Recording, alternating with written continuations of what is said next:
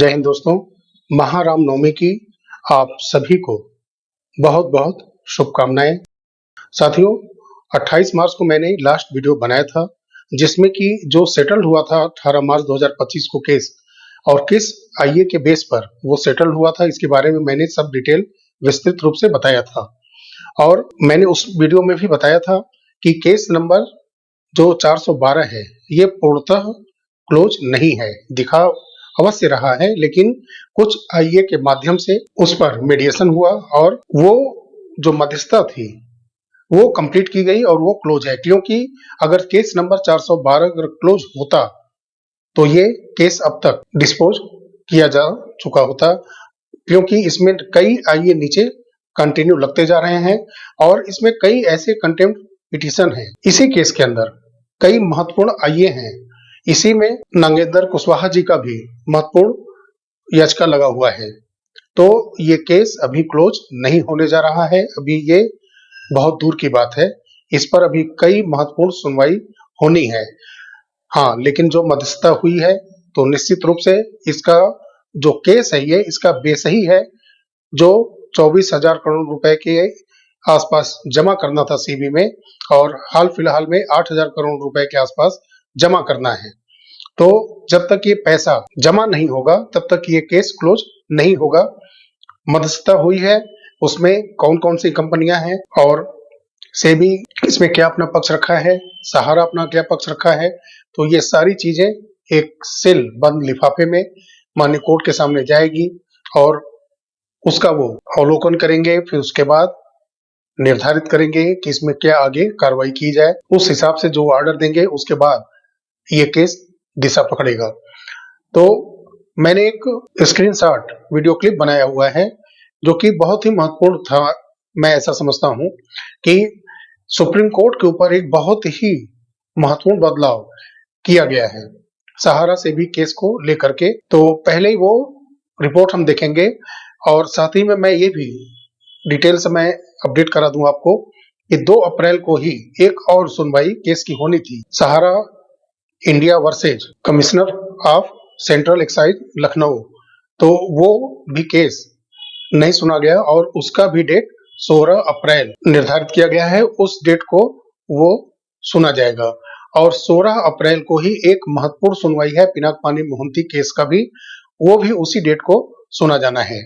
तो आइए पहले जो कई महत्वपूर्ण जानकारियां हैं सहारा से भी केस को लेकर के सुप्रीम कोर्ट पर क्या अपडेट है वो आप देखें। फिर उसके बाद सीआरसीएस पोर्टल पर भी महत्वपूर्ण अपडेट आया हुआ है 2 अप्रैल से, तो वो भी इस वीडियो में हम लोग जानेंगे। तो पहले आप स्क्रीनशॉट के ये सारे वीडियो क्लिप्स आप पहले देखिए। सबसे बड़ा अपडेट सुप्रीम कोर्ट के पोर्टल के ऊपर है। सहारा सेबी से जितने भी केस जुड़े हुए हैं उसमें एक नई एंट्री डेट दी गई है 18 मार्च के बाद। जैसा आप जानते हैं कि 2012 से ये केस कंटिन्यू चला आ रहा है, तो इसमें कई केस फाइल किए गए हैं, कई आईए फाइल किए गए हैं, अलग अलग समय पर अलग अलग महीने में फाइल किए हैं। तो उसके हिसाब से ही केस रजिस्टर्ड हुए हैं और उसके एंट्री डेट हुए हैं।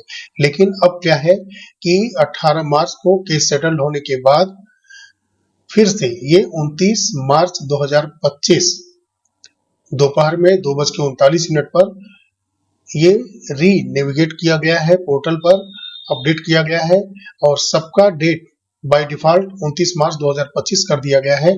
और यहाँ पर आप सामने देख पा रहे हैं कि इसमें एक कंटेम्प्ट पिटीशन है और इसका जो केस नंबर है 1820/1822/2017 है और रजिस्टर्ड ऑन 11/10/2017 को है ये। और ये सेबी की तरफ से सुब्रत राय और सहारा के अगेंस्ट में था और इसमें 2024 के एक आईए पे सुनवाई हो रही है और इसमें कई आईए 2025 के अंतर्गत हैं और ये केस के अंदर लिस्टेड है, इसमें सुनवाई जारी है। इसमें बहुत सारे जो आईए हैं वो डिसमिस हो चुके हैं और कुछ प्रमुख आईए इसमें अभी भी, जैसा आप देख रहे हैं, ये प्रेजेंट है, इसमें चल रही है सुनवाई। और यहाँ पर आप देख सकते हैं, हालांकि इस केस का कोई औचित्य नहीं है लेकिन इसकी जानकारी मैं थोड़ा आपको दे देता हूँ। एक contempt petition Sahara India real estate corporation limited की तरफ से अगेंस्ट अजय त्यागी के लिए फाइल किया गया था, कंटेम्प्ट पिटीशन था, लेकिन इसका डायरी नंबर जनरेट है 2020 का ये मामला है। तो इसमें रजिस्टर्ड नहीं हुआ था ये केस, लेकिन इसको भी आप देख सकते हैं कि री अपडेट ये 29 मार्च 2025 की डेट में कर दिया गया है। अगला केस जो कि केस नंबर 413 है, ये रजिस्टर्ड हुआ है 22/11/2012 को, और ये सेबी की तरफ से कंटेम्प्ट पिटीशन था सहारा हाउसिंग इन्वेस्टमेंट कॉर्पोरेशन लिमिटेड के अगेंस्ट में, और स्टे एप्लीकेशन इस पे दिख रहा है आपको, और ये स्टे एप्लीकेशन अभी प्रोग्रेस है, ये केस अभी चल रहा है, इसे क्लोज अभी नहीं किया गया है। और जो सबसे महत्वपूर्ण है, आप यहाँ पे देख सकते हैं कि केस नंबर 412 ये बहुत ही लंबा चला है, और इसमें बहुत सारे आईए लगे हैं जो कि इस समय प्रेजेंट में चल रहे हैं। बहुत सारे आईए इसमें डिसमिस भी कर दिए गए हैं। तो यहाँ पर आप देख रहे हैं कि ये 22/11/2012 को रजिस्टर्ड हुआ है। इसका एंट्री डेट भी आप देख रहे हैं कि 29/3/2025 फिर से दिखा रहा है, और यहाँ पर सेबी ने Sahara India real estate corporation limited के ऊपर ये कंटेम्प्ट ऑफ कोर्ट का पिटीशन दाखिल किया था, और ऊपर आप देख रहे हैं Sahara housing investment corporation limited है, और नीचे Sahara India real estate corporation limited है। इसमें एक महत्वपूर्ण जो है याचिका लगाई गई थी, आईए के माध्यम से अनुरोध किया गया था modification of court order on आईए 253470/2024। ये बहुत ही महत्वपूर्ण था, और इसी के बेस पर मीडिएशन का रास्ता साफ किया गया था, क्योंकि कोर्ट से मांग की गई थी कि आप अपने ऑर्डर को मॉडिफाई करें और कुछ उसमें मीडिएशन संबंधित बातों को आगे बढ़ाने के लिए आप आदेश पारित करें। तो ऐसा आदेश पारित किया गया था, और उसके बाद इसमें बहुत सारे आईए हैं, नीचे आप देख सकते हैं बहुत आईए हैं जो कि डिसमिस भी हुए हैं, कई इसमें अभी प्रेजेंट में ओपन है, चल भी रहे हैं। लेकिन हम लोग कुछ प्रमुख मुद्दों पर सिर्फ चर्चा करेंगे, ज्यादा लंबा वीडियो हो जाएगा, ऐसे ही भी लगभग ये लंबा वीडियो ही होने जा रहा है, लेकिन बहुत ज्यादा लंबा वीडियो ना हो इसके लिए हम लोग प्रमुख प्रमुख मुद्दों पर बात करेंगे।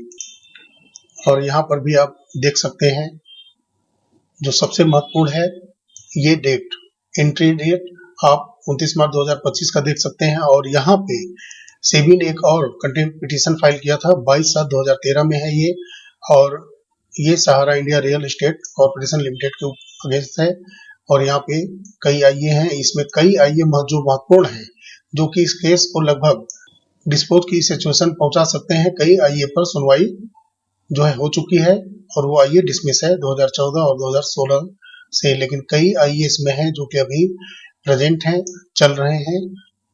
और आगे आप 2014 में ये देख सकते हैं कि जब सहारा की तरफ से, सुब्रत राय की तरफ से यूनियन ऑफ इंडिया के अगेंस्ट में केस फाइल किया गया था, इसमें रिव्यू पिटीशन क्रिमिनल है, और सुब्रत राय सहारा की तरफ से यूनियन ऑफ इंडिया के अगेंस्ट में ये किया गया था। ये रजिस्टर्ड हुआ था 24/7/2014 को। अब यहाँ पर आप देख सकते हैं कि ये है Nagendra Kumar Kushwaha versus union of India, और ये केस रजिस्टर्ड हुआ था 29 फरवरी 2024 को, और केस नंबर 147/2024 ये है। और इसका आप यहाँ पर देखिए, ये 29 मार्च 2025 समय वही 2:39 को दिखा रहा है। ये फिर से पोर्टल पर न्यू एंट्री डेट के साथ अपडेट कर दिया गया है। ये बहुत ही महत्वपूर्ण सुनवाई है। इसमें जो पिटिशनर हैं 17 लोगों का इसमें नेम है, और जो इसमें रिस्पोंडेंट हैं इसमें यूनियन ऑफ इंडिया में और सरकार के कई एजेंसियां हैं, सहारा सोसाइटीज है, क्लूसॉफ है।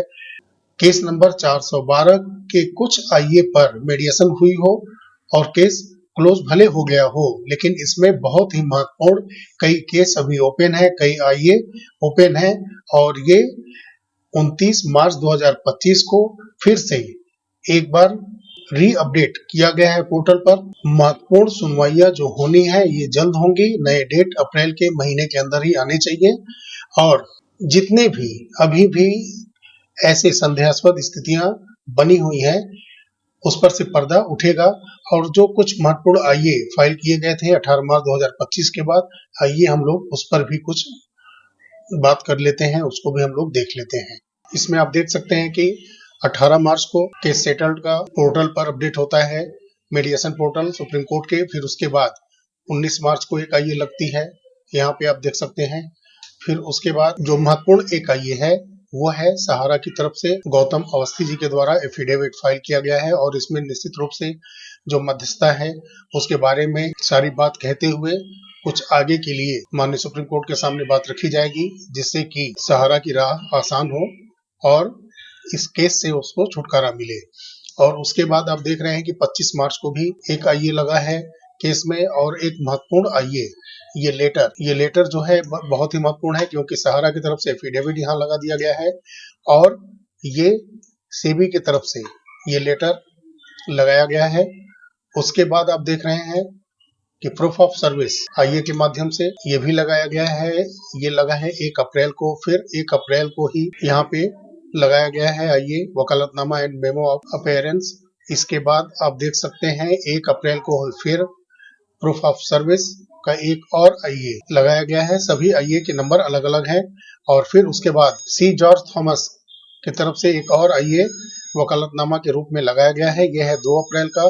फिर 2 अप्रैल को ही एक और आईए लगता है, फिर 3 अप्रैल को भी एक आईए और लगता है। तो ये कंटिन्यू इसमें कई आईए 18 मार्च 2025 के बाद कंटिन्यू लगते आ रहे हैं।